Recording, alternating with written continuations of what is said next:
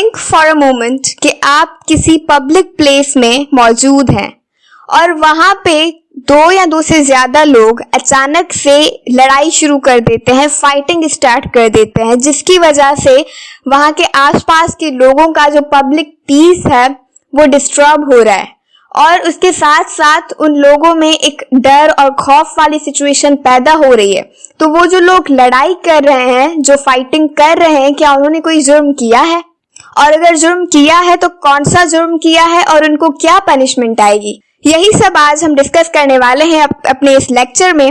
Hello everyone, welcome to my YouTube channel only law.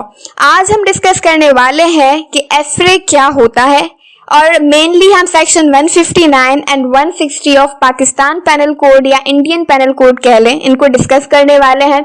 आज के इस लेक्चर में हम देखेंगे कि एफरे की मीनिंग क्या होती है। सेकेंडली हम देखेंगे कि सेक्शन 159 ऑफ पेनल कोड जो है उसकी वर्डिंग क्या है। थर्डली हम देखेंगे कि एफरे का ऑफेंस कॉन्स्टिट्यूट करने के लिए क्या इसेंशियल्स लाजमी हमें एस्टेब्लिश करने पड़ते हैं। एंड लास्टली हम देखेंगे कि एफरे की पनिशमेंट क्या होती है। तो चलिए स्टार्ट करते हैं अपने लेक्चर को, लेकिन उससे पहले अगर अभी तक आपने चैनल को सब्सक्राइब नहीं किया तो जल्दी से सब्सक्राइब कर दीजिए, क्योंकि हमारा नेक्स्ट लेक्चर इससे भी इम्पोर्टेंट होगा, क्योंकि नेक्स्ट लेक्चर में हम देखेंगे कि एफरे एंड रायोटिंग के दरमियान डिफरेंस क्या होता है और रायोटिंग एंड अनलॉफुल असेंबली के दरमियान क्या डिफरेंस होता है और अनलॉफुल असेंबली क्या होती है। तो जल्दी से चैनल को सब्सक्राइब कर दीजिए और बेल आइकन को भी प्रेस कर दीजिए ताकि आने वाली हर वीडियो से आप अपडेटेड रहें। चलिए स्टार्ट करते हैं अपने लेक्चर को।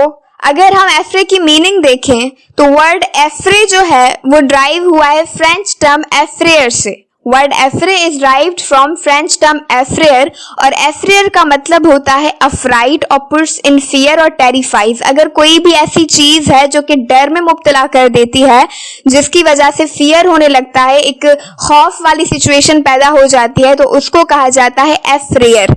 और एफरे इसी टर्म से जो है वो ड्राइव किया गया है। अब एफरे होता क्या है, अगर हम इसकी लेमैन मीनिंग देखें तो जब भी दो या दो से ज्यादा लोग किसी पब्लिक प्लेस में फाइटिंग करते हैं, लड़ाई करते हैं, जिसकी वजह से पब्लिक पीस डिस्टर्ब होता है, जिसकी वजह से लोगों में एक खौफ वाली सिचुएशन पैदा हो जाती है, तो उसको जो है उस एक्ट ऑफ फाइटिंग को कहा जाता है एफरे। तो एफरे क्या है? एक म्यूचुअल कॉम्बैट है, मतलब दो या दो से ज्यादा लोग मिलके अगर फाइटिंग करें तो वो एफरे कहलाएगा। Affray is an offence under penal code.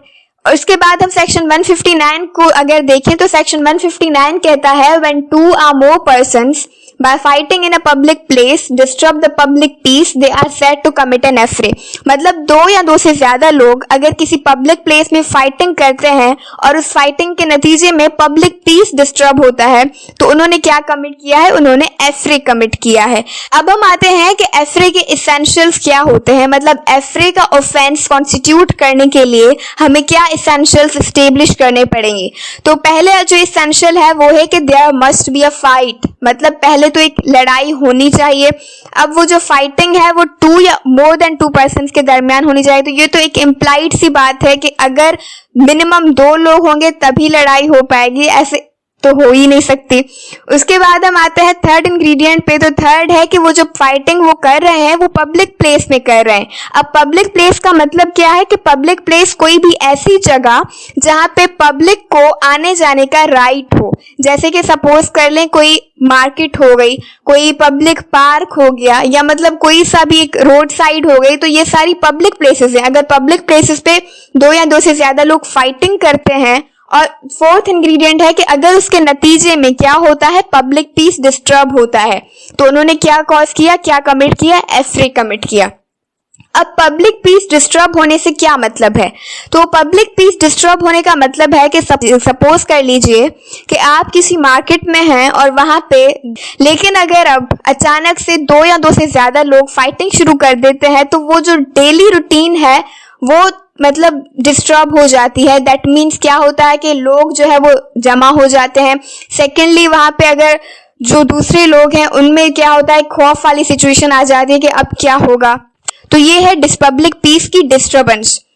तो अगर ये सारे एलिमेंट्स प्रेजेंट होंगे तो हम कहेंगे कि एफरे का ऑफेंस कमिट हुआ है।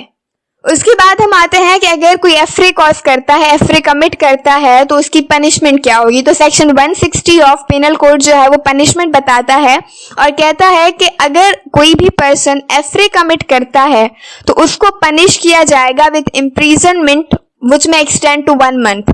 मतलब उसकी पनिशमेंट जो है आइदर वो 1 मंथ तक की इम्प्रिजनमेंट उनको दी जा सकती है या उनको पनिशमेंट जो है वो फाइन की फॉर्म में लगाई जा सकती है। जैसे कि वो फाइन जो इम्पोज किया जाएगा उसकी मैक्सिमम वैल्यू जो है वो 100 रुपीज होगी, या दोनों पनिशमेंट भी आ सकती हैं। अब यहाँ पे जो एक वर्ड लिखा है कि imprisonment of either description for a term which may extend to 1 month. Which may extend to 1 month का मतलब है कि जो मैक्सिमम पनिशमेंट है वो 1 मंथ है, लेकिन 1 मंथ से कम भी पनिशमेंट आ सकती है। और ये जो फाइन की वैल्यू है ये तो तब की वैल्यू है जब 1860 में ये कानून बना था, लेकिन अब अगर हम बात करें अमेंडमेंट की तो 2002 में एक अमेंडमेंट हुई है पीनल कोड में, जिसमें फाइन की जो वैल्यू है वो इंक्रीज की गई है फ्रॉम 100 टू 300। तो यही था आज का हमारा लेक्चर एफरे से रिलेटेड। उम्मीद करती हूँ कि आपको जो है वो क्लियर हो गया होगा और बने रहिए हमारे साथ नेक्स्ट लेक्चर तक। और नेक्स्ट लेक्चर जो है हमारा इससे भी ज़्यादा इंपॉर्टेंट होने वाला है, क्योंकि नेक्स्ट लेक्चर में हम एफरे और राइटिंग का डिफरेंस देखेंगे, अनलॉफुल असेंबली देखेंगे और ऑफेंसेस अगेंस्ट पब्लिक ट्रैंक्विलिटी जो चैप्टर है पाकिस्तान पेनल कोड का, वो जो है हम कवर करेंगे। तो that's all from my side.